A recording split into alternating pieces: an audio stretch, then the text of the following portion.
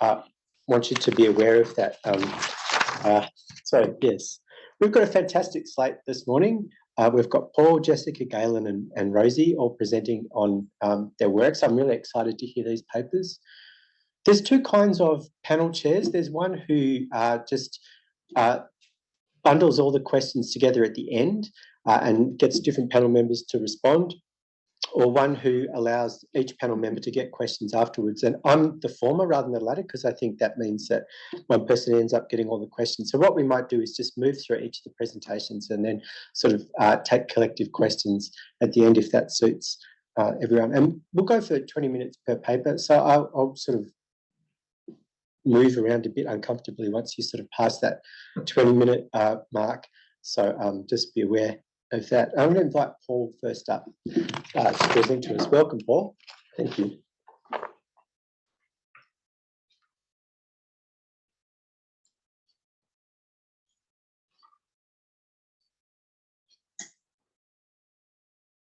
Okay, that worked.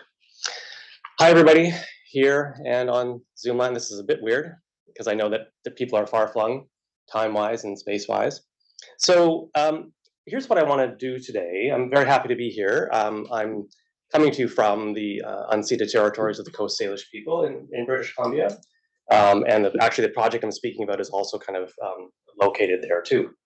So here's the general plan. I want to talk about a project that is going to give me some data for the argument I want to make. I want to introduce a metaphor that some of you are familiar with in this room that I think might help us think a little bit beyond the categories of religion and spirituality, which many of us recognize as being kind of inherently thorny or problematic. Not to replace the categories, but just to kind of have adjacent metaphors to use. And then since this symposium is really about risks, which is something I actually don't generally think about or haven't thought about since my radicalization book, I want to kind of just speculate a little bit about the risks of this space and the spiritual, political, cultural formations that one attributes to that space. Okay, so that'll be the final phase. So this is the sort of the book project out of which these reflections emerge. This came out in 2022 from UBC Press. I actually took that picture from my kayak, I have to say. This is for Andrew. We discovered we're fellow kayakers, and he tilted it on the side, so I think it worked pretty nicely. So just to give you a bit of a sense of the project, so you kind of know where I'm coming from and where the kind of claim is coming from. It was a 4-year project from SSHRC, which is kind of our version of ARC, the Australian Research Council. I put together a team of Canadian and American historians, psychologists, religious studies scholars, sociologists, both qualitative and quantitative. And we had a research coordinator, so it was a pretty big international project. We did all the normal things that we're asked to do, books and articles and presentations and panels and all that kind of stuff. It was a very good, exciting project. So just to give you a bit of a sense of where this place is, especially for those of you who are in Europe or who have yet to visit this part of North America, it's a very peculiar place, frankly. I've lived there for about 15 years. I come from Winnipeg, which is right in the middle of North America. If you kind of dropped a pin, it's kind of right there. Often considered the hardest place to live, maybe in the world, because it's very challenging, the weather. And then I moved from there to the West Coast in Victoria, where everything was quite different, including the things I saw around me in this kind of spiritual religious realm and the students I met in my classes. So things just felt weird. And so it took me about 10 years or so to kind of get a bit of a handle on what was weird and also to want to study it and to figure out how to study it and with whom. So it's a pretty big space. It straddles the American and Canadian borders. This is the United States down here, and it's Canada up here. I live here on the tip of Vancouver Island in Victoria, which is the capital of British Columbia. This gives you some greater detail on the topography. About 80% of the people in the region live kind of here in and around the 4 major cities, so Portland, Seattle, Victoria, and Vancouver. And that's really, there could have been a different study that looked at the fringes. So some of you may have heard of lots of kind of libertarian, gun-toting, park-occupying communities out here, which is, again, it's a whole different subculture out here. But that would be maybe kind of like part two of the project, which is to look at the more rural spaces. But we focused on where the people really are. And we think of it, it is a watershed, and we're principally looking at this part of it, so the Pacific slope, or the eastern side, the western side of the mountain range. Yeah, and it's probably also important to note that between here, which is Portland, Seattle, Victoria, and Vancouver, we think of this as a kind of a corridor for culture and also technology. There's a lot of high-tech companies in that region. So why ask? Most of the surveys we've been doing for 100 years in Canada show that it has the highest percentage of religious nones, people who kind of opt out of the categories of religious identification that are offered to them on the survey. And in fact, it's got a quite long history of this in Canada and the United States. So the whole region has been more sort of post-Christian and sort of extra religious than the regions in the rest of their neighboring societies in Canada and the United States. There's a very strong regional narrative. In other words, people do see themselves as being part of this space rather than just part of Victoria or Vancouver. So there is that consciousness of the region. In fact, right after Donald Trump was elected, there was a movement or a kind of a rejuvenation of the Cascadia independence movement, Cascadia Now it's sometimes called, which is an effort to actually think about removing this part of the American part of Cascadia plus California from the United States and maybe forming, like joining Canada. So there was a bit of a movement in that. As part of my fieldwork, I went to the Cascadia Now conferences, which is a really fascinating subculture, but we don't have time to get into that today. So I think of this also as a space where we can think about new metaphors for the method and theory of thinking about religion. And so that's why it felt like a useful context for kind of testing out the ways we think about religion as religious studies scholars or sociologists or anthropologists. The key questions we asked in the project were, how inclusive is Cascadia? Is this really the sort of multicultural dream space that it's often described as? Is the region actually different? In other words, there's a story that it's different, but when you do surveys and interviews, does it show up? Do the differences show up?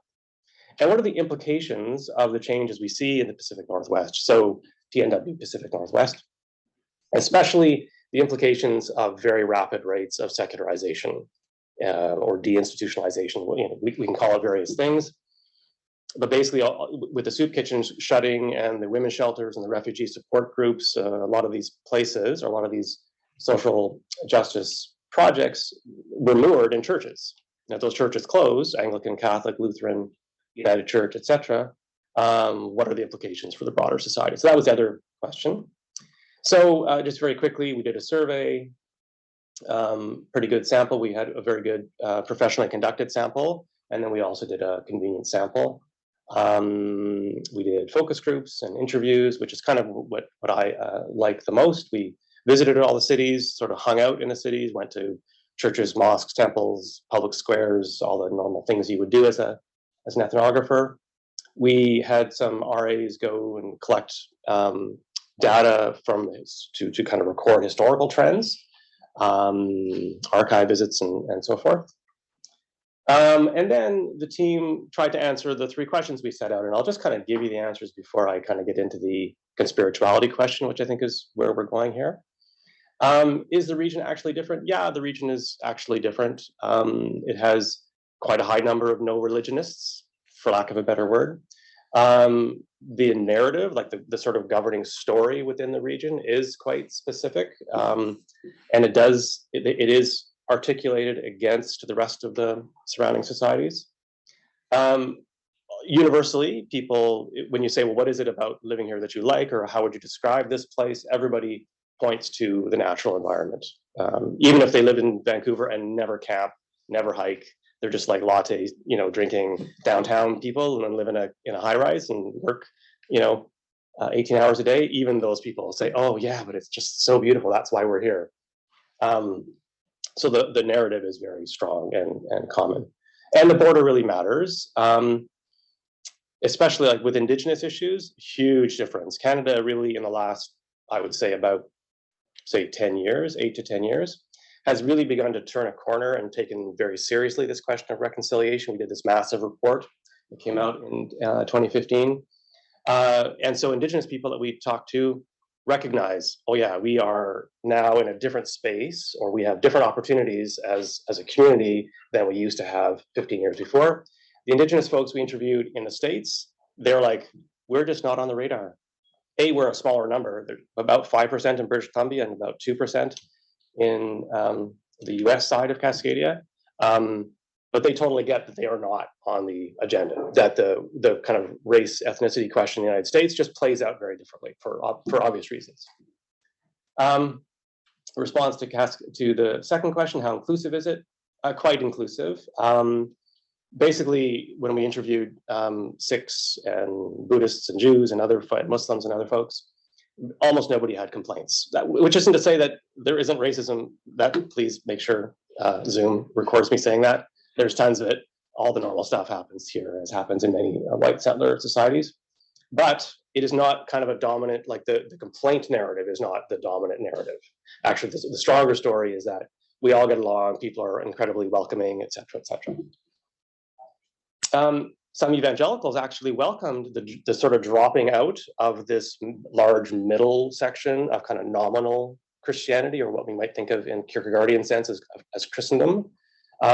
Some evangelicals said, you know what, awesome, let those people just drop away. It actually helps us shine in our distinctive identity, and it helps us to convert the broader culture. So that was quite interesting.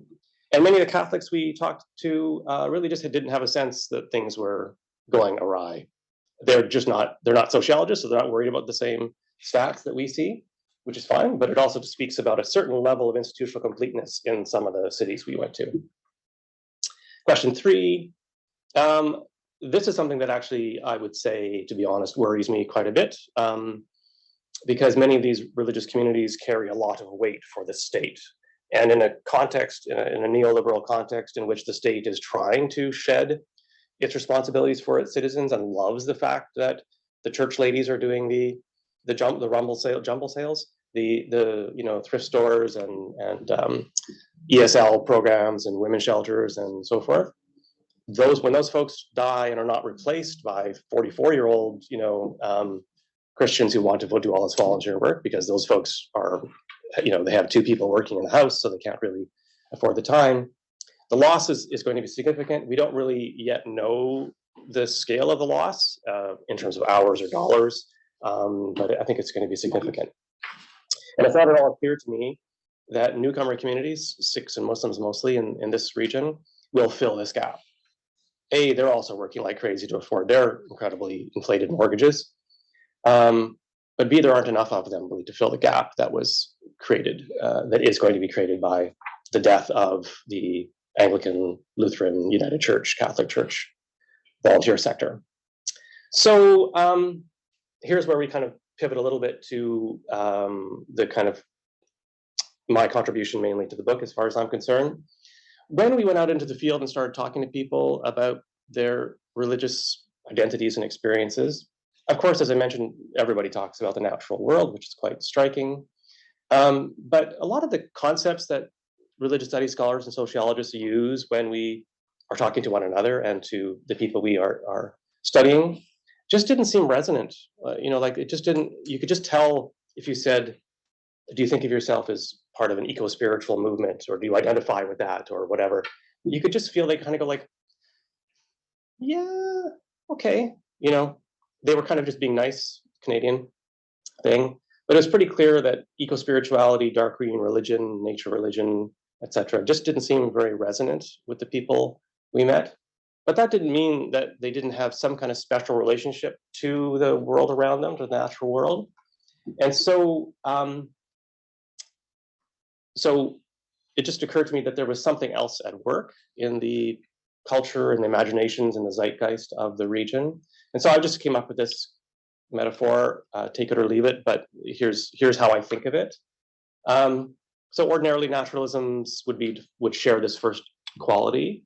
We don't want to get too much into the weeds here with the various definitions of naturalism, but reverential naturalism is what I think of as a default orientation. And it's really a form of naturalism that accepts scientific approaches to nature, but actually frames the natural world in ways that are redolent, that is to say, smell like, feel like, look like, have a kind of a vibe of mysticism, pantheism, inclusive forms of theism, and so forth. But and I really think these other categories are more and more inert in the public discourse and in the discourse among community members. And it's important for me to underline that this is really a variant of naturalism rather than a variant of religion or spirituality. So a corner has been turned here. That's an important, in my view, that's an important feature of this category. That a corner has been turned, and in some sense, if you think about the sort of secularization debates, that this is in some sense a reflection of the fact that the folks in this region have, in a sense, grown tired of the categories. So, just by way of evidence, I don't want to flood you with evidence, but I just sort of looked at some of the transcripts and data we collected to kind of give you a little taste of what we heard from the people we talked to. The idea, we almost called the book The Land of Tomorrow, but it turns out that was another book that was produced about 30 years before, which is kind of a bummer. But because that is a common story, that this was kind of like the land of the future.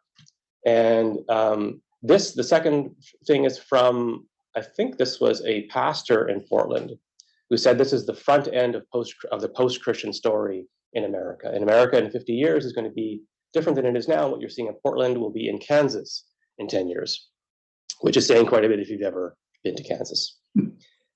This third one or fourth one is from a Muslim graduate student in architecture who said that his mentor in his graduate student life, it's like, what are you talking about mosques for? He said, I really want to study mosque architecture to understand what Muslims are up to in the region. He said, what are you talking about mosques for? Spirituality is in the forest. And then finally, one woman said, no one in Cascadia will say, oh, you believe in Mother Earth and the beauty of nature? You're totally off your rocker. And this was cool to me, is that another guy in this focus group who was Muslim said, yeah, you're right, you wouldn't. And so it's kind of an interesting affirmation from a Muslim neighbor of hers. So here are some more data. I mean, I could, list this all day, but this third one, this is kind of the public narrative.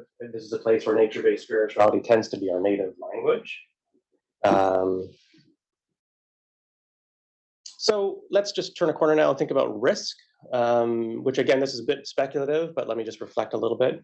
So again, the sublime power, which is again a power, when I think of the sublime, I think of something which is on the one hand, you stand in front of the ocean, you feel its beauty and its awe, but you also feel, in some sense, a little bit of terror in the face of the sublime. If you're not feeling terror or some sense of overwhelmed feeling, you're not really, I think you're looking at the sublime. So that sublime orientation is powerful in the region.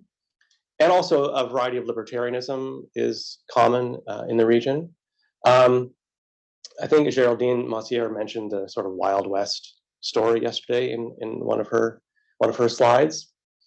This is really a distinguishing feature of Cascadia, which distinguishes it from what we call the ROC, which is the rest of Canada.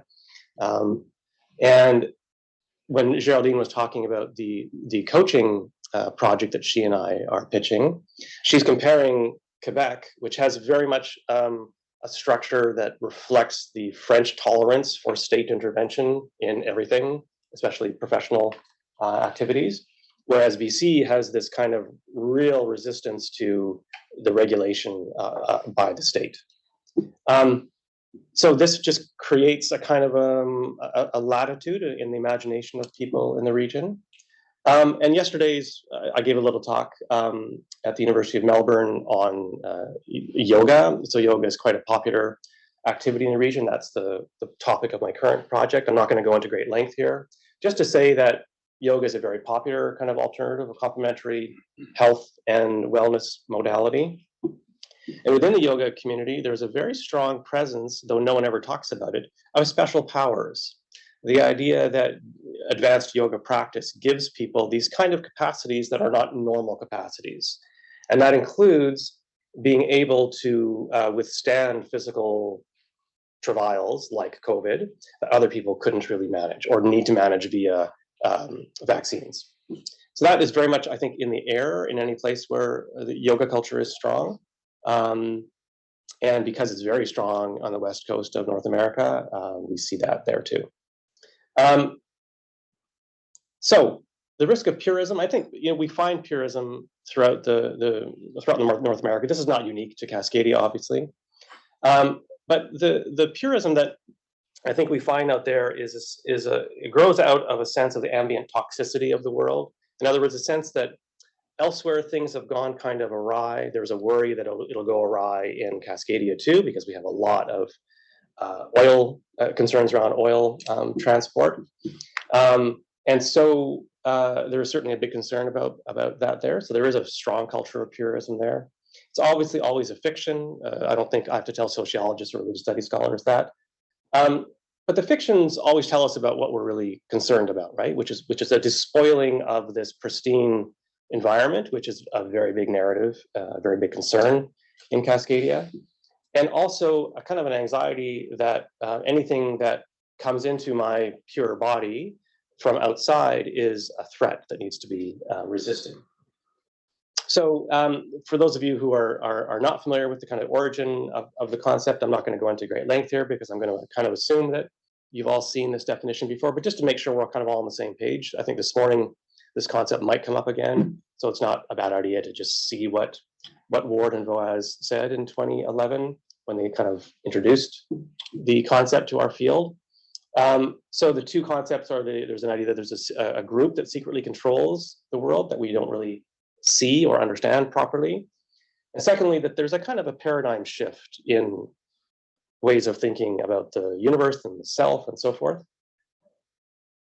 So I think when we think about conspirituality in the West Coast or anywhere else, it's important to think of it as not just about resisting a movement or resisting something like the state or vaccines or whatever, but growing out of a particular culture of yes, a particular culture that affirms an alternative way of thinking about the body and wellness and how the state should be and what the problems are in the world.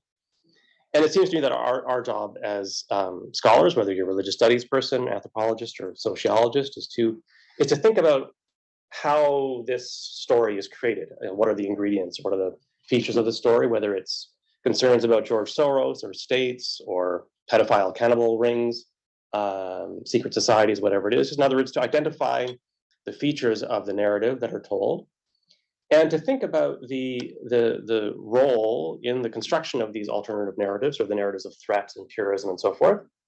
To think about the role of a neoliberal shift in our societies. I think Francois was talking about this yesterday night very well, and talked about Galen's work. Also, Andrea Jane's work and Charles Taylor's work also articulates this quite clearly, I think. And I think fundamentally, if we take history seriously, we have to think about how these conspiratorial orientations emerged in the time and place in which they emerged, okay? Because that's conspirituality in Denmark, in Canada, in the United States, they just look different for obvious reasons, which is to say they have different path dependencies that animate the formation of these places. Long story short, frontline workers are just not ready for conspirituality. So those of us who have an interest in public health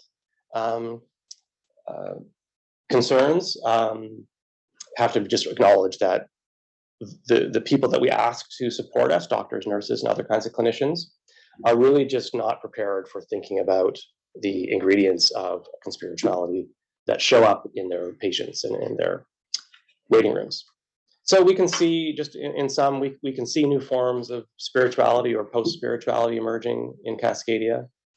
They're not categorically different from elsewhere in North America or other parts of the world. I'm sure there are some in Australia too. But it seems to me they flourish in the Pacific Northwest, and they perhaps just emerged there first. At least in North America, they certainly did. Lots of folks, I think, who see themselves as activists or interested in political shifting forces, we generally observe, and then sometimes we applaud some of these forms, like the the shedding of the kind of hegemonic expressions of patriarchy, capitalism, state control. Like generally, we think that's a pretty cool idea, many of us, when we're being honest with each other. But they permit a kind of an unmoored anti-scientific mindset sometimes that can create problems for public health actors, especially in the face of very, very significant things like COVID. And one of the key questions that we sought to answer in the book was whether or not, so the only previous work on the region was from about 15 years before our book. And it basically said, this is a standalone, weird place on the other side of the mountains, it's fringy, it's very strange. Now it looks like we can see the patterns a bit more clearly, and it looks really like it's no longer an outlier, but we're actually kind of in some sense the front edge of the wedge. And so then if we're thinking about, we're not just thinking about Cascadia and conspirituality and risks, we're actually thinking about the broader sort of Western civ arena, for lack of a better word. Okay, thank you. That's it. I think that's it.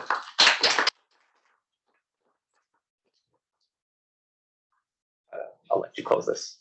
No, let me close. I don't know, maybe Rosie can give us advice. Yeah. Oh, there you go. Thanks so much, Paul. That was so interesting. And if you could bundle up your questions and we'll bring them all together at the end of this session. Next, we've got Jessica, who's zooming in from, I don't want to send me on the screen. Yes, there we go. Zooming in from University of Victoria in Canada. And when you're ready, Jessica, please go.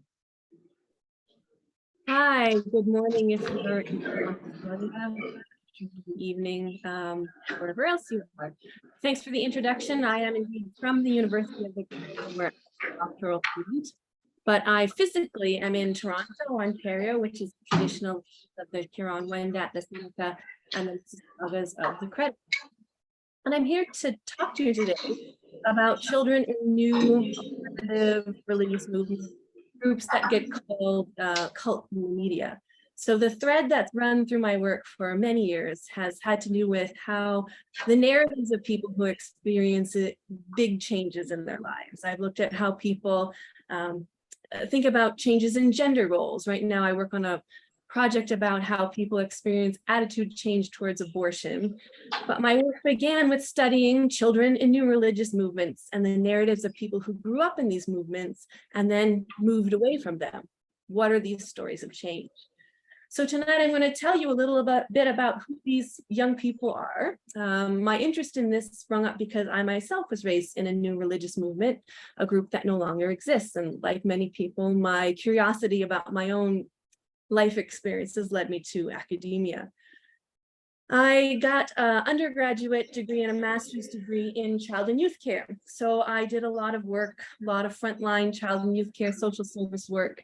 You might call them social workers, probably where you are. And I noticed that particularly from a therapeutic and social service perspective, there's been little academic tension towards the experiences of people who grew up in these groups at new alternative religious movements, again, cults in the media. And across disciplines, there's even less research into the experiences of children and young people who either remain or leave. And despite this, many helping professionals, that's therapists, clergy, social workers, psychiatrists, many do encounter children from these religious groups in the course of their work. You might be familiar with some of these groups because there are often highly publicized raids on controversial religious communities, and there are frequently in the media accusations of child abuse and neglect.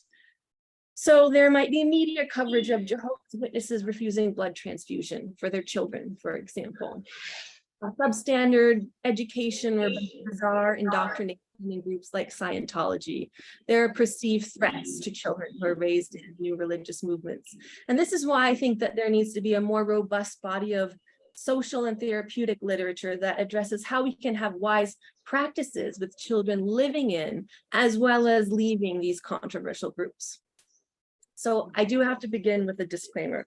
I cannot possibly give a full history of new religious movements here, and I would not be the most qualified person to do so. But to summarize, a wide variety of groups get labeled as cults.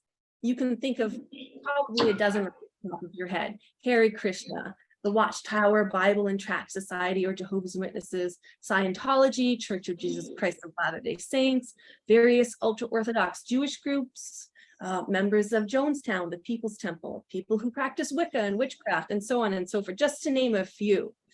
All at some point have been accused of being a cult.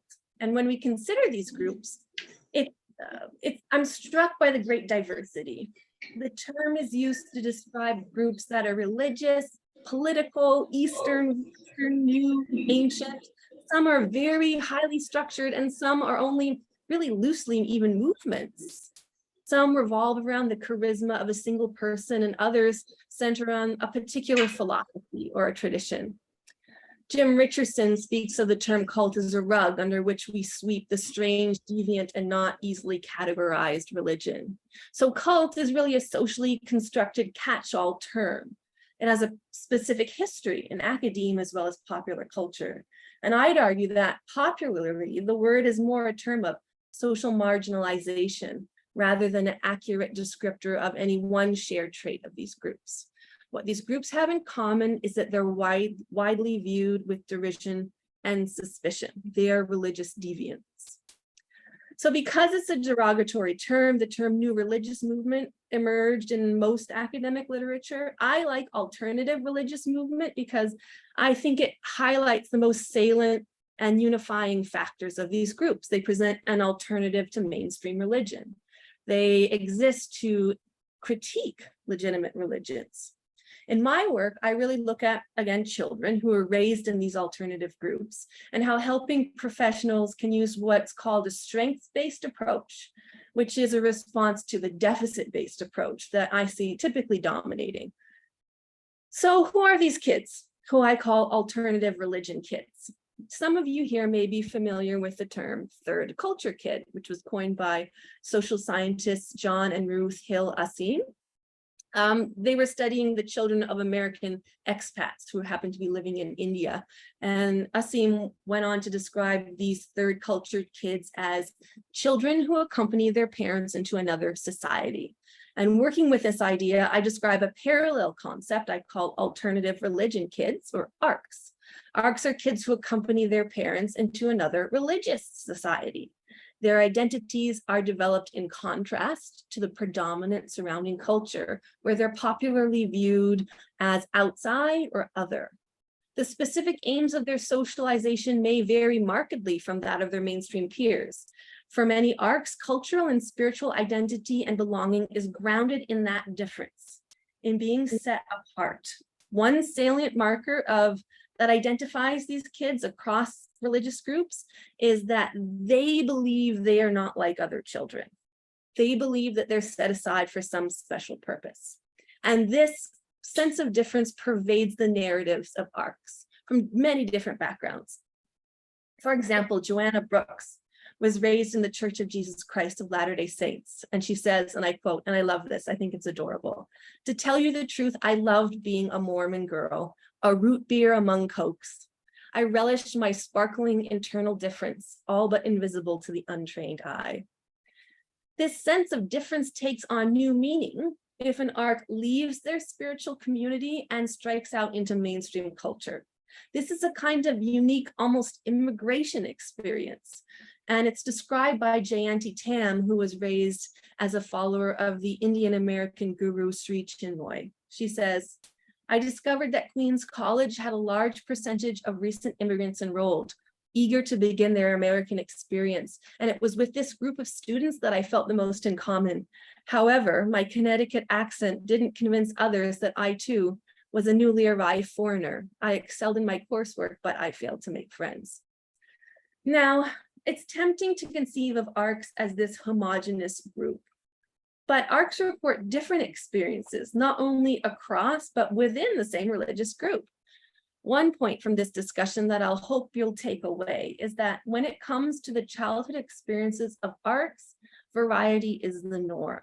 However, the fact that these disparate groups are brought under the cult umbrella lends a kind of commonality to the experience that makes studying them as a group worthwhile, I think.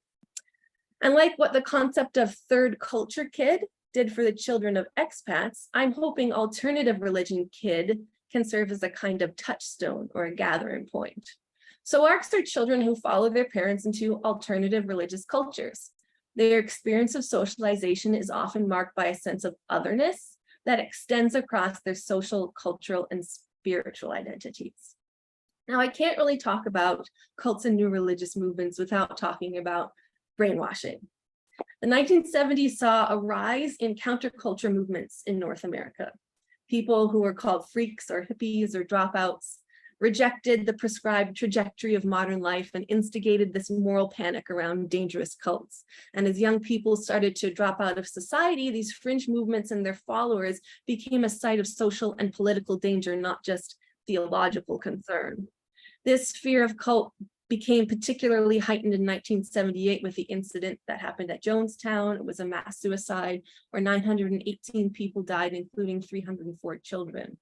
This really fueled that moral panic around new religious movements and helped give rise to the framework by which therapists and child protection workers in particular interact with fringe religions. And this perspective still dominates the discourse today. So to explain the divergence of otherwise fine and upstanding North American youth from the standard life course, the theory of brainwashing started to be used with NRMs, new religious movements. The idea that a charismatic figure could use manipulative tactics to make people do things against their will, that's essentially brainwashing. And it allowed concerned parents to view their child's involvement in this counterculture not as an act of critique or rebellion against society, but as the result of malicious mind control. And within this framing, parents needed to be on guard to protect their kids from getting swept up in cults. There are even books that you can get, cult-proofing your kids and things like that. So an otherwise well-adjusted young person, this is the dominant narrative, might be walking down the street, encounter a recruiter and find themselves whisked off to a commune. Among most academics, there's certainly been a movement away from the brainwashing theory to explain conversion to controversial religious groups, but this hasn't held true for helping professionals and certainly not in the media and popular culture. I, from time to time, get contacted by the media. I was contacted by Sports Illustrated, by an HBO producer, and a number of other times. And I've noticed my sound bites don't seem to get picked up, saying it's very complicated. People have different feelings. Doesn't translate well. But broadly, from a therapeutic perspective, alternative religious experiences are almost always viewed as harmful, traumatic, and worthy of intervention by experts. It's an experience that needs to be recovered from, and the job of the helper is to guide the former member into understanding better that they've been traumatized. So while the academic study of alternative religions has made this shift from using brainwashing as a model to explain peculiar religious choices, it remains the dominant framework for helping professionals. And I think that this is problematic because brainwashing precludes the possibility of choice. It pathologizes and medicalizes the experiences of those in alternative religions.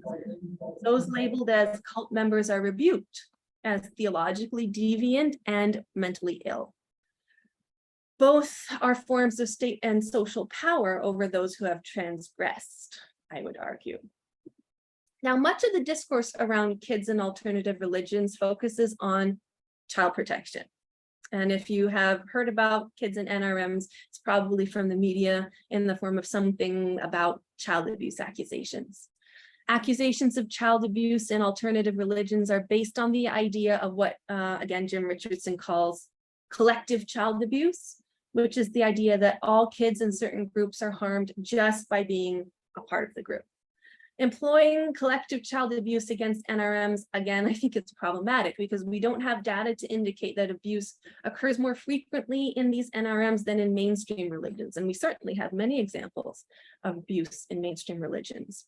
Again, this is not to say that abuse doesn't happen in new religious movements, and accusations should certainly be taken seriously, but these allegations also need to be put in the context of seeing NRMs as transgressing groups that need to be controlled, and a lack of evidence doesn't excuse poorly formed child welfare interventions.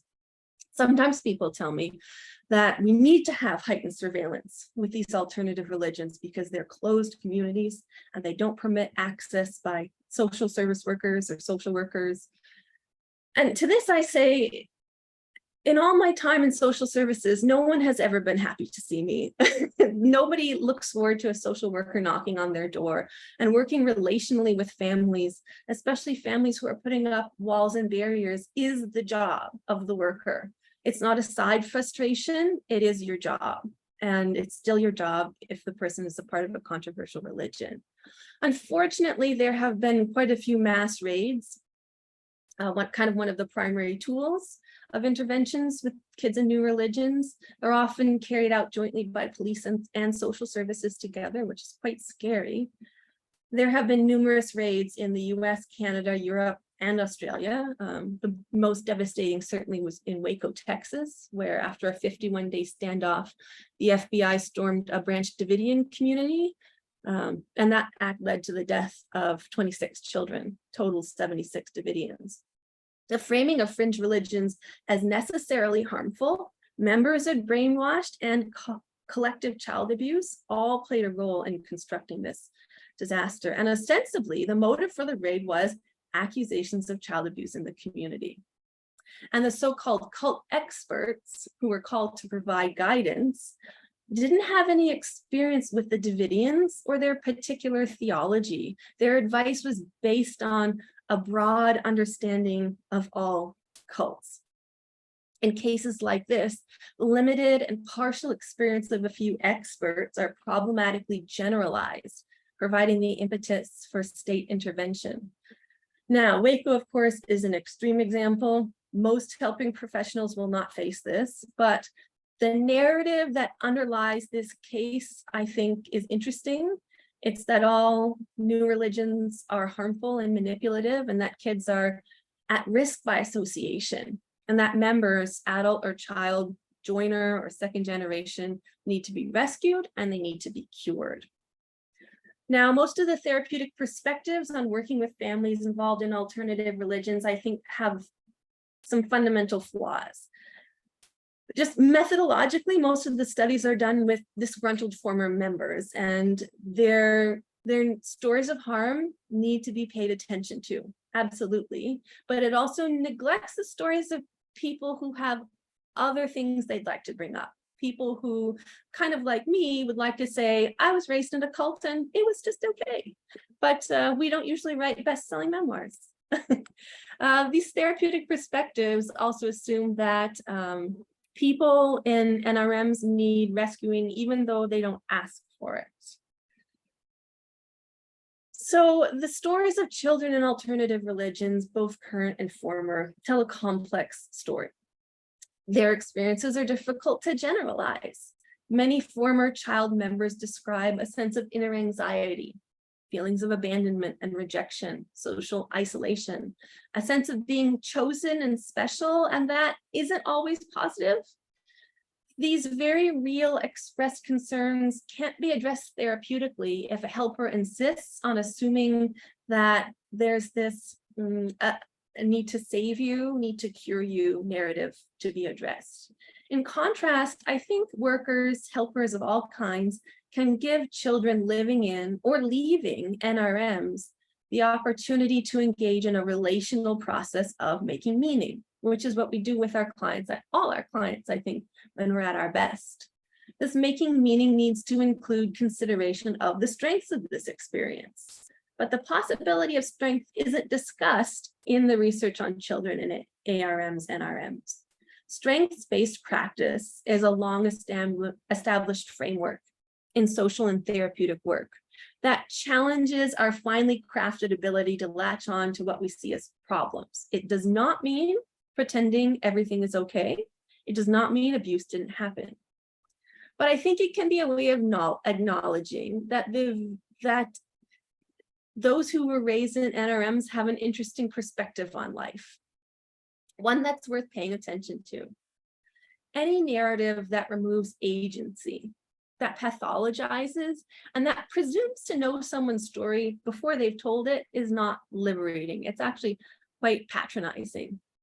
I hope that in the future, the work of helpers across disciplines will give ARCs the opportunity to embrace a past and a story that's messy and mysterious, and to determine harm as they conceive it and see it. In short, to allow those raised in alternative religions to be the authors of their own experiences. Thank you.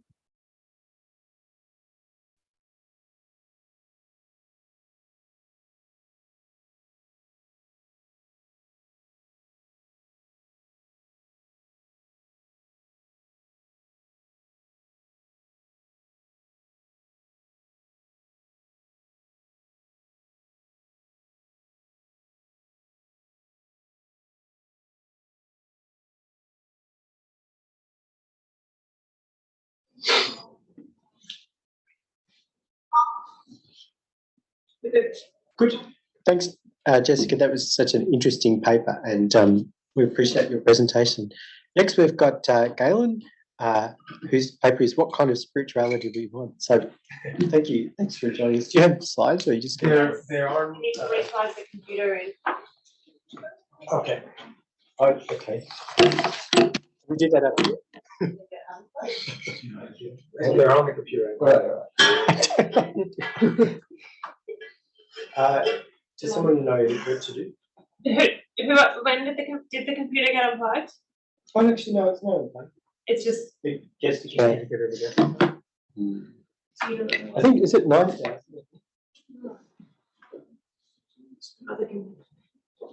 The number is 666, maybe. It's okay, I'll just get Rudy. Yeah. I didn't realize we were locked out. Sorry, I don't know how that happened. Deakin, that's how it happened.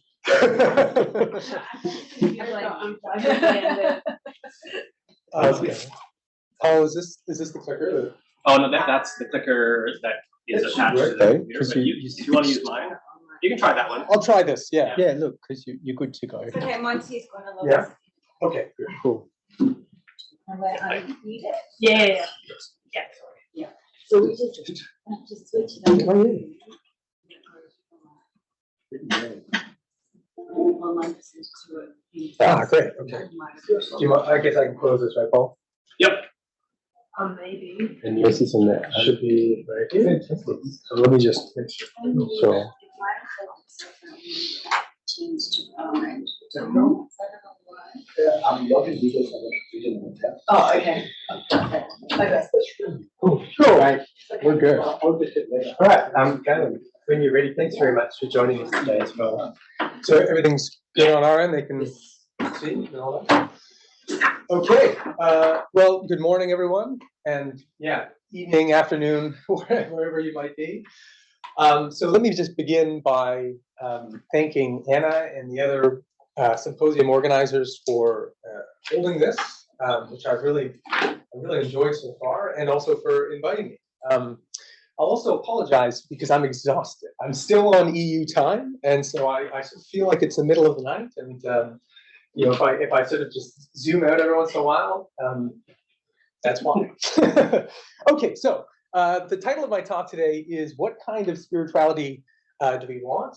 Slightly provocative, but also kind of a, you know, it's a question I hope, you know, maybe that we have in our minds throughout this symposium, and certainly one I'd like to discuss after this. So the subtitle is "When Private Religion Goes Public." I hope to sort of make sense of that as we go forward. So just by way of background and sort of context, I'm going to sort of engage in some shameless self-promotion. I published a book last year titled The Spiritual Turn. It was based on my doctoral project. And it was basically my way of trying to make sort of sociological sense of what I, among others, have called the spiritual turn, which, you know, I'm sure most of us here and online are sort of aware of this. I'm referring to the sort of, you know, move away from identifying as religious or you know, identifying with kind of religion, and towards sort of identifying with this category spirituality, which, you know, as Francois reminded us, is prevalent in the West, but also, of course, extends beyond it. So I should also say I agree and very much with kind of what Nancy Amerman was saying yesterday in her presentation, that to be spiritual but not religious is not to be not religious. that one of the arguments I try and make in the book is that spirituality, this category, often stands for a particular kind of religiosity, and so I try and sort of trace its roots and then make cultural sociological sense of it, which is to say, sort of identify its underlying cultural logics, its core tenets. So really the key aim of the book was to make sense of this sociologically, but it was also to make sense of how scholars have made sense of this thing. So what have been the debates kind of about within academia, but also within the wider public discourse? What have been the core debates about this thing, spirituality, and about the shift away from religion to spirituality? So that's actually going to be my focus in this talk. It's going to be this sort of meta-theoretical question about how we scholars think about, and particularly how we assess this thing that is spirituality. And so what I want to do then is give a kind of brief overview of this sort of what I think is basically a normative debate about what is good or what is bad about spirituality. And then I want to suggest to you that this conversation, this sort of normative conversation, really shifted in the wake of COVID. And I'll try and trace out what that looked like, that shift in the debate, and why I think that took place. And to do that, I'm going to rely on the work of Thomas Luckman and Jose Casanova in thinking about private and public religion. And then that will lead into this sort of larger question about, well, what kind of spirituality do we want? Okay, so when I first started studying spirituality, probably about 8-9 years ago, it became pretty clear early on that the sociology or the study of spirituality was not just a kind of purely empirical enterprise, but was very much a normative one, which is to say, scholars were not just interested in making sense of, what is this thing, spirituality? They often were thinking, well, what's the matter with spirituality, right? There was often a lot of kind of, criticism and concerns. I really like the metaphor of Gordon Lynch, who once referred to the study of spirituality as a kind of Rorschach test, upon which scholars kind of, project their hopes and their concerns and their fears, about risks and also what the good society ought to be. And so I kind of made that argument in an article that I published in 2020, right, that we should think about the study of spirituality in many ways as this kind of larger arena where scholars basically hash out what they think of as a good type of religion. So following this kind of line of thought, I want to trace what I've come to think of as kind of the core, one of the core criticisms, concerns that has animated the sociology of spirituality, at least since the 60s or so. And basically, I think I don't think this is going to be new to most people. I think that the dominant concern has been about the sort of perceived rugged individualism at the heart of being spiritual, but not religious. And the idea here is that this individualism kind of undermines moral commitments. It produces narcissists, and in the process, it really kind of undermines any kind of community building, and is also antithetical to collective action. And so we find this critique, it's a long-standing critique in different forms, right? So perhaps the most prominent example was in Habits of the Heart, a book published written by Robert Bellah and his co-authors, where they famously refer to spirituality as Sheilaism. I'm sure some of us are aware of this. They say that Sheilaism, again, spirituality, quote, lacks any effective discipline, and it fails to provide guidance. And they also lament its difficulty with social loyalty and commitment. So the concern here is that spirituality just can't kind of muster any kind of moral commitment. It leads individuals to sort of turn inward and just not engage in public life. Now, interestingly, you find the same kind of concern among secularization theorists. So, for instance, Steve Bruce kind of famously referred to what he calls individualized religion, which is his word for spirituality, as impotent and also as having kind of little visible effect on wider society. So the concern here is that spirituality just doesn't it doesn't do anything except maybe make people feel good, right? It has this kind of therapeutic, psychological function, but it just doesn't motivate action. It doesn't actually, lead people to sort of engage in public issues. And we've seen Brian Turner more recently make basically the same argument, saying that spirituality does not have the socially transformative potentialities of organized religion, right? Again, this is a common refrain, this kind of concern that spirituality doesn't lead people to be more politically or publicly engaged. You also have the same critique, but from a slightly different kind of normative perspective, usually inspired more by kind of a Marxist or post-structuralist framework. And I call these kind of critical scholars. So an example would be Jeremy Crett and Richard King in their book, Selling Spirituality, where they characterize what they call privatized spirituality as kind of this accommodationist and apolitical thing. They say that privatized spirituality emerges as the new cultural Prozac, bringing transitory feelings of ecstatic happiness and thoughts of self-affirmation, but never addressing sufficiently the underlying problem of social isolation and injustice. Again, this sort of inward turn, this just focus on ourselves and our feelings, rather than thinking about, say, social structures or the wider society. You've had the same argument echoed by Craig Martin in his book, Capitalizing Religion, where he calls spirituality a domesticated ideology of the status quo, right? So in different forms, this common refrain, basically the idea that spirituality is this kind of privatized, individualized thing. It may have some kind of therapeutic function to make, maybe makes people sort of feel better about themselves, but it really doesn't have any kind of moral or political force, doesn't lead people to engage in public action. And if anything, it kind of, makes them turn inward and just accommodate to the status quo. So this, I think, has been, as I said, a long-standing critique that's defined the study of spirituality. What's interesting is that the debate, or the sort of most vocal concern about spirituality, has sort of changed in the wake of COVID. That is to say, there's been a sort of new line of critique that has kind of gained prominence. This started off really kind of circulating, I think, more in public media, right? Particularly around, the sort of seem to be sort of spiritual reluctance or resistance to vaccinations, right? So you had various articles published in, esteemed outlets like the Washington Post or the Guardian or the LA Times, which were, basically focusing on also this perceived alliance between people who were sort of spiritual or New Age with kind of right-wing conspiracy theories and right-wing activism, right? So just to give examples of some of the headlines, in the LA Times, California's yoga, wellness, and spirituality community has a QAnon problem. Christiane Northrup, once a New Age health guru, now spreads COVID disinformation. How New Age spirituality and sensitive masculinity led to QAnon. And then George Monbiot, the Guardian columnist, writes, "It's shocking to see so many left-wingers lured to the far right by conspiracy theories." So in the wake of, and I should say, this has not just been a kind of purely popular discourse phenomenon. You've also seen it in academic scholarship increasingly.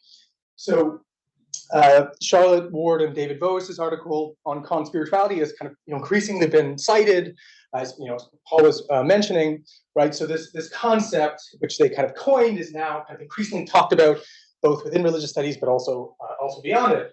And so what you have in both popular and academic circles now is this new kind of concern, this new critique, right? The concern is something like this, that actually spirituality, the problem with it is that it brainwashes adherents, makes them anti-science, conspiratorial, and increasingly right-wing, right?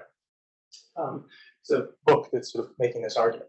So it's interesting because, Paul Heelis, the kind of well-known New Age scholar, once referred to the debate about spiritual individualism as the infirmity debate, right? Is spirituality really kind of infirm or weak and politically impotent? And so in a way, the debate has really shifted, right? It's gone from, spirituality was once infirm, right? It was seen to be this kind of morally ineffectual, socially impotent, and publicly insignificant thing, and that's a problem. So now it's quite the opposite, right? The problem now is that spirituality is exerting too much influence on society.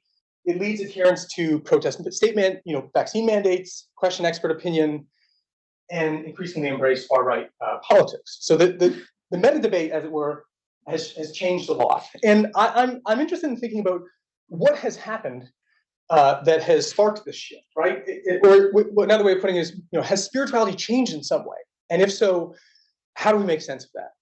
So I do think something has changed, but I kind of think it's not necessarily what many have suggested. So what I want to do is try to think about the options. So one is to say, well, maybe spirituality, if we understand it as a sort of a cultural discourse, which is kind of the argument I've made, maybe it changed during COVID, right? Maybe the sort of dominant way of practicing spirituality just fundamentally shifted in the wake of the COVID pandemic.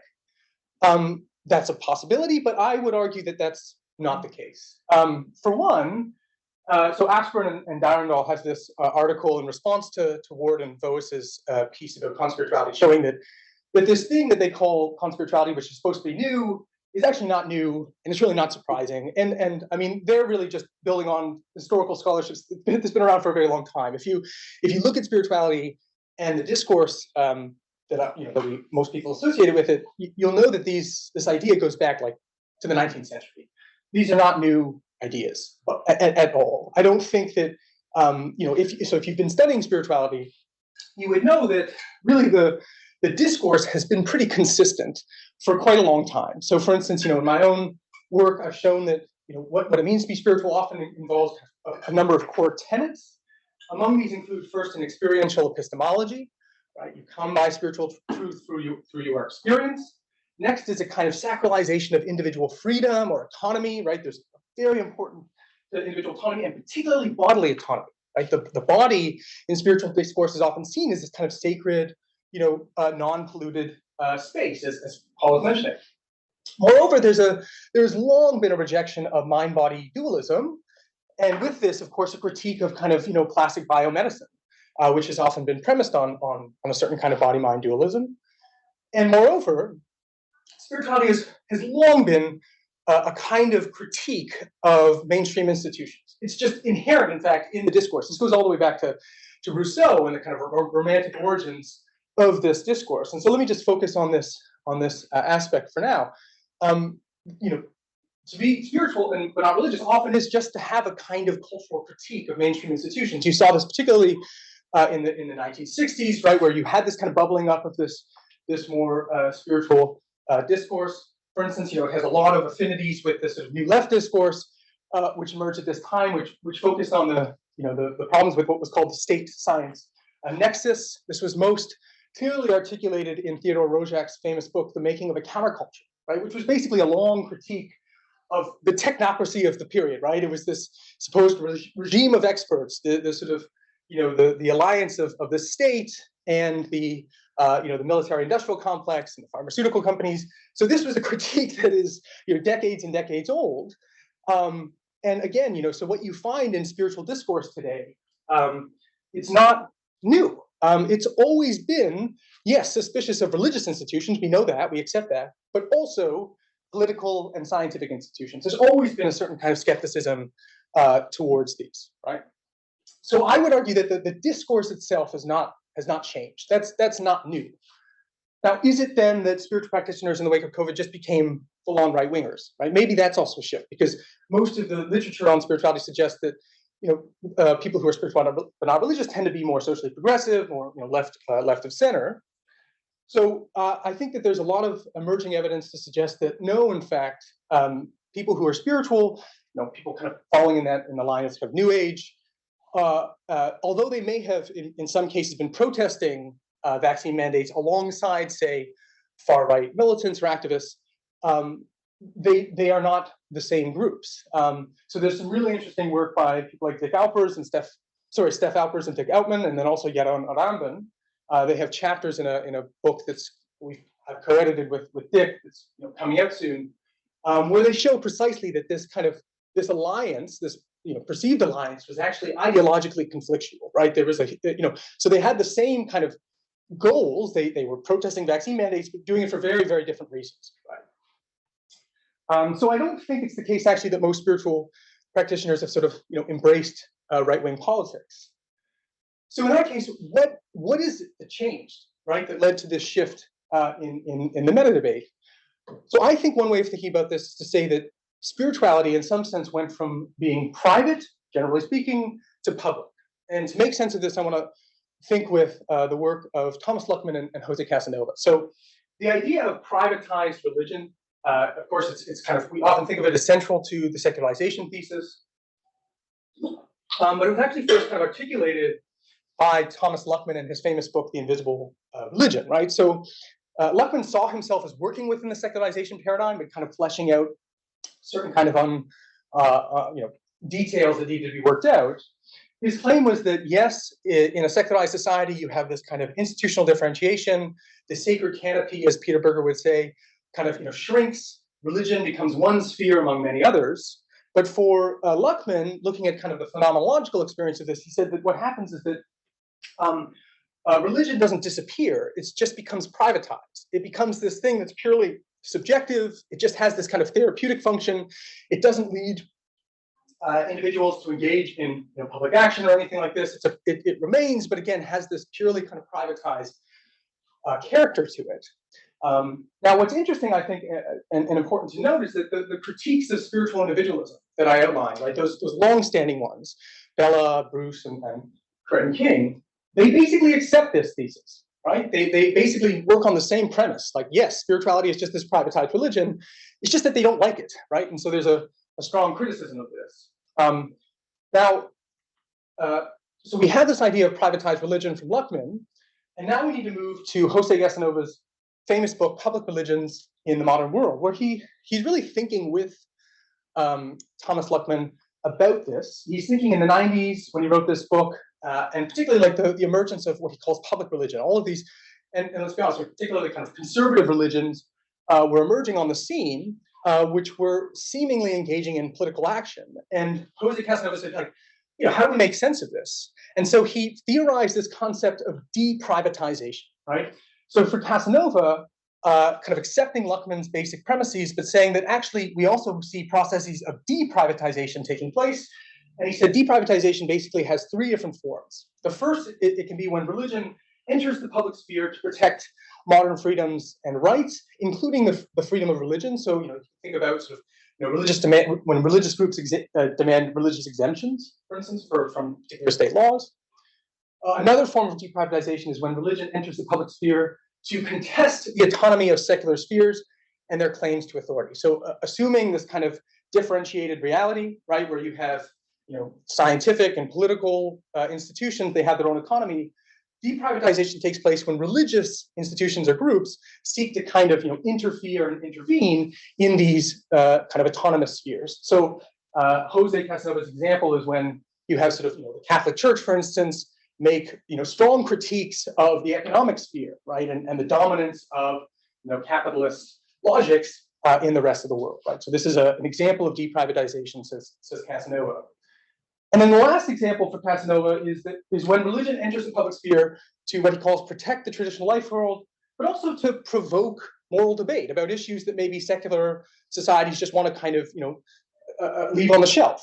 So he gives the example of abortion activism, right? So you have conservatives, engaging in an attempt to try, bring the abortion issue back onto the table, right? Try and say, well, this is actually, not totally said and done with kind of thing. So these are all different examples of deprivatization, says Casanova.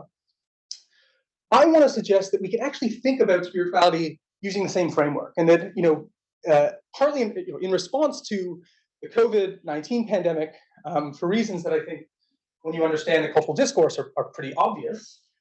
You had a certain kind of deprivatization. You can even see this in if we break down these three different types. So first, a certain kind of group, I would say minority of spiritual practitioners did engage in public protests against vaccine mandates, and they of course often did so, in the name of civil liberties, right? They'd often sort of trumpet the idea, modern rights and so forth. Moreover, there was a kind of overt challenge to the opposed autonomy of medical and scientific experts, right? So this was an example of the religious or spiritual kind of groups challenging the supposed sort of autonomy of these secular spheres. And then moreover, there was, you could argue, an attempt to try and kind of provoke moral debate about sort of the values undergirding public health policies, right? So in different, we can understand in different ways, but I do think that one way of thinking about what happened in the wake of COVID was that spirituality, in effect, went public, right? It deprivatized in a certain sense. And that is what produced the backlash, right? It produced all of these articles and an uptick in citing Ward and Boas. Now, one thing that I think lends support to this is that I think there's good evidence to suggest that most people who are spiritual did not, in fact, refuse to get vaccinated. Okay, so I have a few more.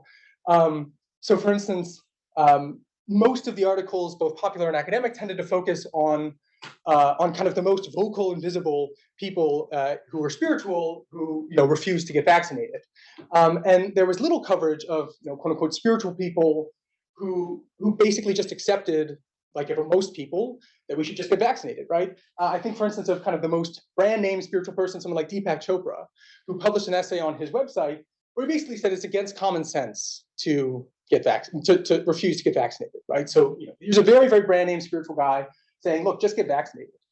But there wasn't really a lot of conversation about that.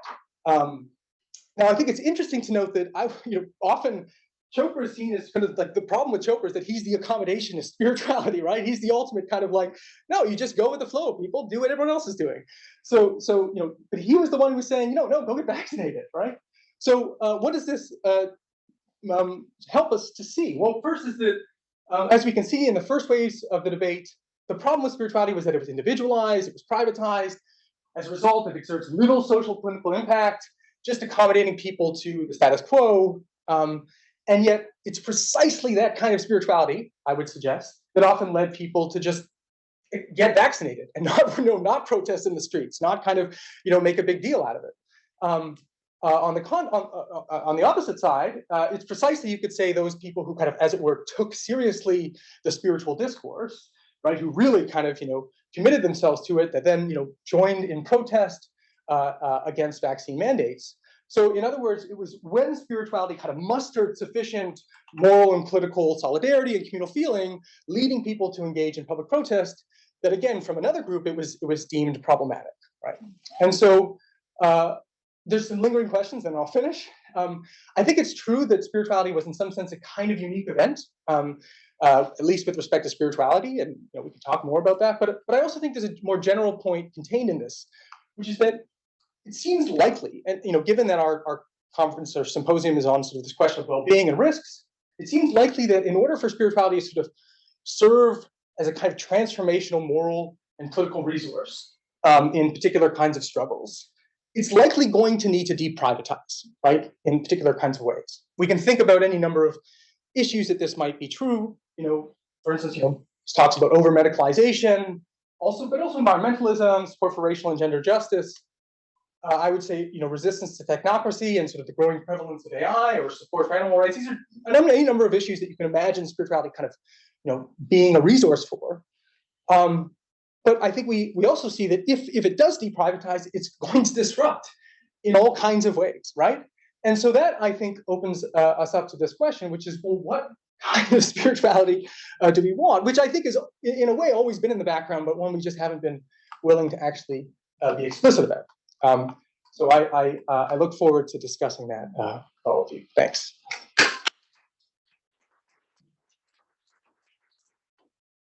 Sorry for taking long. No, that's so fun. We've got good time to get through the papers. Rosie, do you have slides as well? I'm going to see if I can make this work.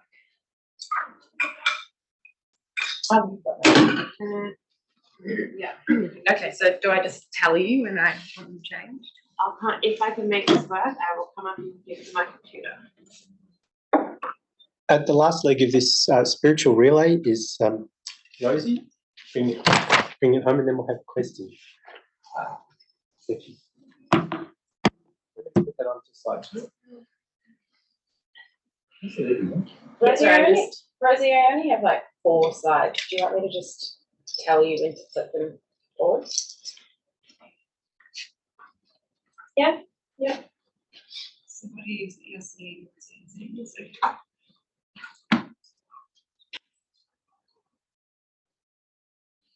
All right. I will try. I think I can probably be a little bit under time, and I have notes in order to keep me, which I will probably consult a bit more than I like to try and time. You can take your full 20. We've got like a lot of time. Yeah, we've got Yeah. We've got lots. You've I got to see Okay. then. Great. All right, so this presentation speaks to a project that I've been kind of chipping away at for a few years, which is thinking about how religion and spirituality are accounted for and constructed in social movement theory. And I think there's going to be some interesting and productive overlap, particularly with Galen's paper, but a little bit with Paul's at the end as well. So it's really great to be on this panel. But I have to admit that I have a bit of a dirty secret, which is that although I identify as a sociologist of religion and have made my intellectual home amongst scholars of religion, social movement theory is the theoretical ground in which I'm trained. And it tends to structure an awful lot of my thinking and my scholarship. And right back when I started working with social movement theory as a doctoral student looking at Islamic environmental activism, I kind of noticed that there was something just a bit off about how religion was being represented and spoken about in the theory. I noticed a tendency to think of religion as antithetical to social change, a general uncritical acceptance of the secularization thesis. So religion was, or perhaps would be in the future, less relevant in the public domain. So it really wasn't worth considering. And when it was considered, a general instrumentalization of religion and spirituality. So really only thought about insofar as they help movements to achieve political goals. And I sat with that annoyance for quite a long time and would just kind of throw in a sentence here and there in my articles saying, you know, social movement theory isn't really very good at accounting for religion. But a few years ago, I started thinking that I needed to think about these problems more systematically. Rosie, can we flip to the next slide? Thank you. So I started looking more seriously at how religion was constructed in the field. I kind of was thinking, using some of the kind of tools in the critical study of religion to help me think through this, and did an initial analysis of articles in two of the major journals in the field, which is Social Movement Studies and Mobilization. I'm not going to kind of spend a lot of time talking about how I did it. I used a coding model that Anna recommended that cannot used. And it's a model that really helped me capture a very broad range of the religious and spiritual, including aspects of the non-religious. And the findings of that are currently in a paper sitting with Social Movement Studies. It's a bit scary, kind of telling people that you're not doing a very good job and then sending it to them and saying, can you please publish this in your journal? So I'm a little bit nervous. I'm waiting on the outcome. I've done some revisions earlier this year and see if they agree to publish it or not. And I certainly don't claim that it's a comprehensive study of all social movements literature or discourse over the 10-year period. And the things I'm going to talk about today, I want to sort of have the caveat that I'm not saying all social movement theorists do all these things all the time. But I do think that what I'm saying captures the dominant discourse in the field. These two journals are the ones that people look to. And they really represent sort of mainstream social movement theory. Before I go any further, I want to emphasize that I'm thinking really explicitly about how spirituality and in the broader project, religion and non-religion are accounted for or talked about when social movement theorists try and talk about social change. And I realize I'm in a room full of people who study spirituality as your thing. So a lot of what I'm going to say, I don't think is going to be like new to anyone here because you all do it already and you already do it quite well. You're not really the audience for this work. I find it really curious that the scholars who take social change to be their bread and butter are operating in their own bubble.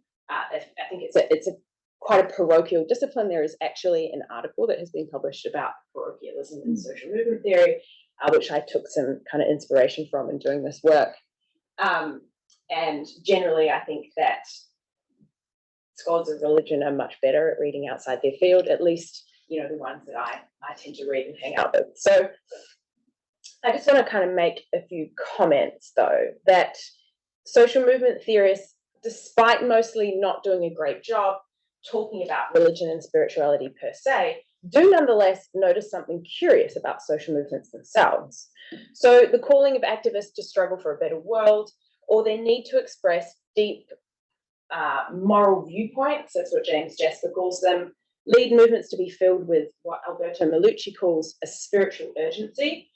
And Mario Diani noticed a very similar phenomenon in his work on the Italian ecological movement, saying the movement had an intrinsic religious quality. Neither Melucci nor Diani suggest social movements are replacements for religion or spirituality.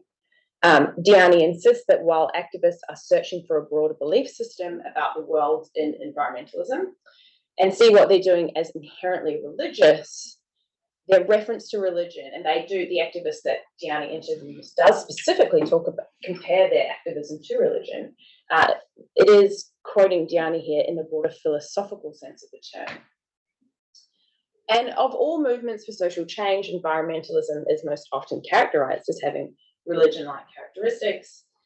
Generally, social movement theorists will focus on the cognitive dimensions of the movement, on environmentalism's belief systems, on cosmology. So Hyman and Jameson in their work on cognitive praxis had a whole thing about the cosmology of environmentalism. Or a more recent study spoke about creeds, catechisms, and orthodoxies within the movement. And generally, these authors are thinking about what I think is a global ecological worldview that recognizes the interdependence of humanity and nature and the interrelationship of all natural things. And Hyman and Jameson, I'm quoting from them here, they say, holism, harmony between society and nature, and respect for the natural limits of growth are central ingredients of the environmentalist cosmology. So, Rosie, could we skip to the next slide, please? So the biases against religion that I recognized in social movement theory, simply by kind of working with the theory for about a decade, are very similar to biases about the relationship between spirituality and politics more broadly that Galen has really wonderfully kind of talked about in depth. So I don't really need to say much about this, really. And interestingly, one of the only articles in the sample that I had of those 6 to 7 articles to actually think about the relationship of spirituality to politics identified 2 streams of thinking in most writing about what they call therapeutics and politics. The first is mostly, I think, what Galen was talking about, so one influenced by Marx and the idea that spirituality is depoliticizing insofar as it's individualizing, erodes commitment to social institutions, undermines civic responsibility, and privatizes social problems. Interestingly, there's kind of a second approach inspired by Foucault and his idea of governmentality. And this approach sees therapeutics and spirituality as highly political, insofar as they are, and I'm quoting here, technologies of power that open up the psyche and subjectivity to new ways of regulation and normalize the idea of individualized psychic interiority. But with the exception of that article by Salmonini, I'm not sure if I'm saying that right, it's a Finnish name, very, very few articles in the sample discuss spirituality at all. Less than 10%, which is less than 1% of the articles published over that time period in the 2 journals. So I've given an indication of the thematic focus of the articles that did talk about spirituality, and most of them don't really go into a huge amount of depth. So 2 considered the role of collective memory in sustaining movement participation, and discussed movements that incorporated practices which have local spiritual origins in their repertoire. One was thinking about the role of semi-formalized education in movements and took the mindfulness meditation movement as a case study. There was the article by Salmonini, which I mentioned before, which looked at therapeutic politics and tried to argue against some of these assumptions about spirituality and wellness. I'll speak and I'll say a bit more about that article shortly. And finally, there was one that discussed New Age spiritual beliefs, but in the context of the skeptic or atheist movement, so really only as a foil against which other people were constructing their own identity. So in the time that remains, I want to talk about 2 ways in which social movement theory should be considering the relationship between spirituality and politics, and or sort of the two forms of politics that I think are worth considering, which is, I'm just going to shorthand big P politics and little p politics. So we can move to the next slide. So this is big P politics. And, you know, the argument that Galen talked about, that spirituality leads to individualization, dereliction of civic duties, or simply an absence from collective forms of politics is clearly not true, or at least not true in all cases. So Salmonini's article on therapeutic politics analysed in some detail the Crystal Party, a group that was founded in Finland in 2014 and was registered as a political party in 2021 after gaining the 5,000 signatures necessary under Finnish law to register as a party. And in that article, they highlight a couple of other political parties that have formed around groups that have coalesced around kind of spiritual ideas and practices. So the Party of Natural Law preceded the Crystal Party in Finland in the 90s, and Die Violetten, you can tell I don't speak German, was formed in the 2000s in Germany as well. And these parties have platforms which address structural issues in their respective societies. So they are engaged in kind of, and they are trying to get elected. I think the Crystal Party has actually had some success in local political elections. So they are trying to intervene in institutional politics here.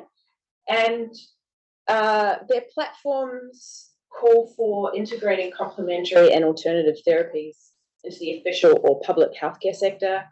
They take issue with the pharmaceutical industry and argue for state control. And they argue for funding for what they call impartial healthcare research.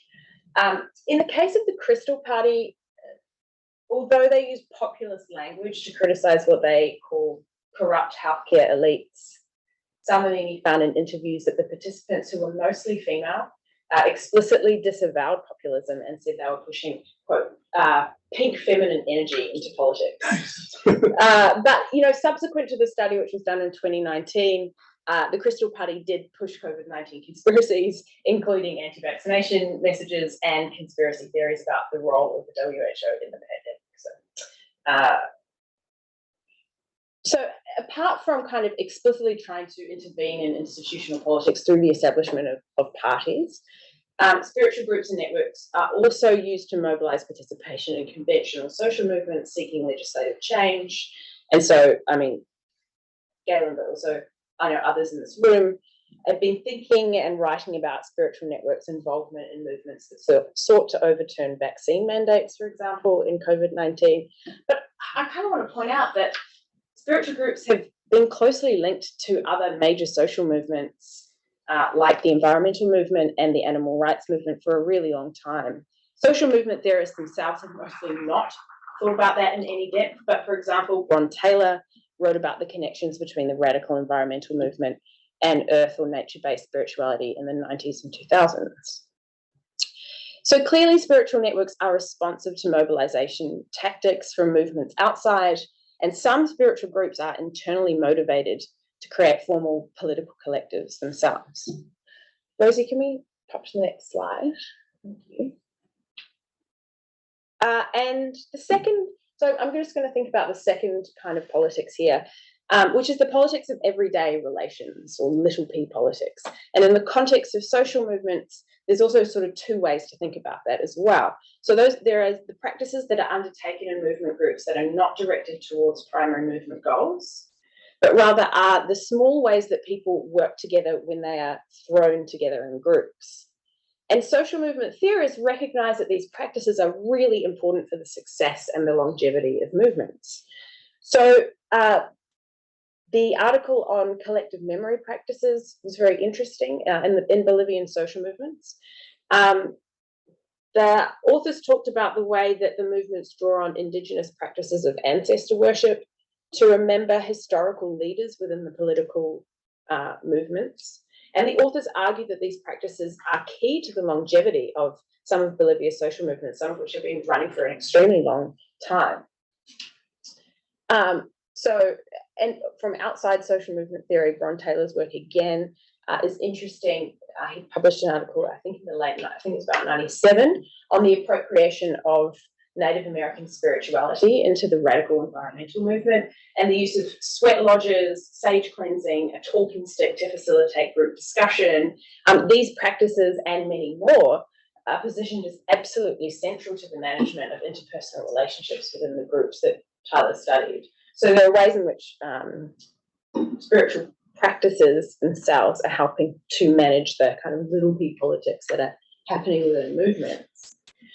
And then, of course, there are movements whose goals are directed towards cultural rather than political change.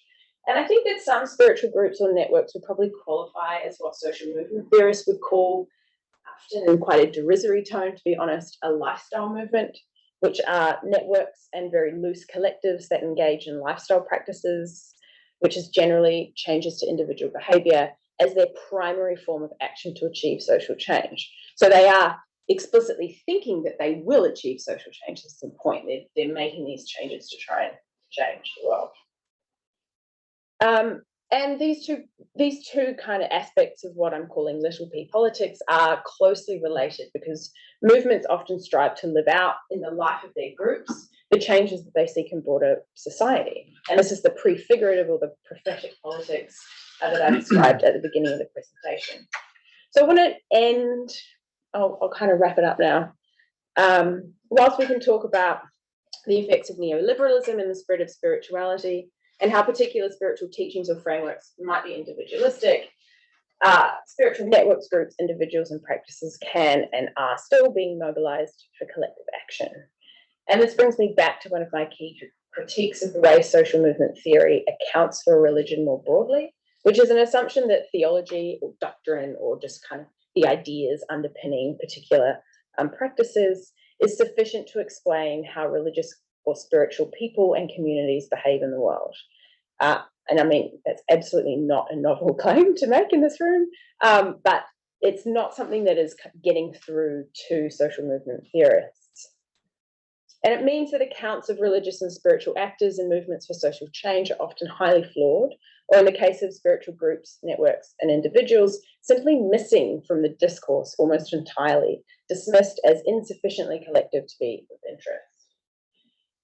And I want to end with just a thought that I actually think better conversation between social movement theory and scholars of religion could be helpful for those of us in this room as well, because social movement theorists have very useful tools to think with.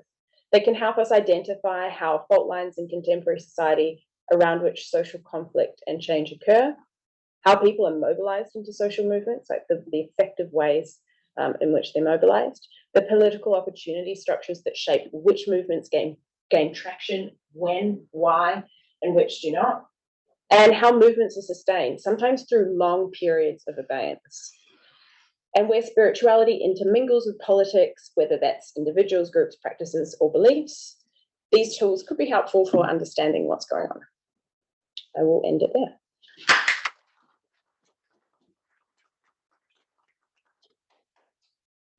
Thanks so much, Rosie.